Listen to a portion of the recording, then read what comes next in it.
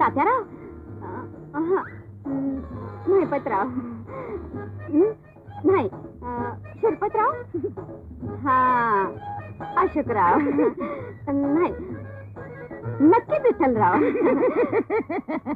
आमची गिरली तू वय मानकरांच्या तू घेतलेल्या यादीत आमचं नाव नव्हतं तेव्हा आमचं काय झालंय आम्हाला समजलं.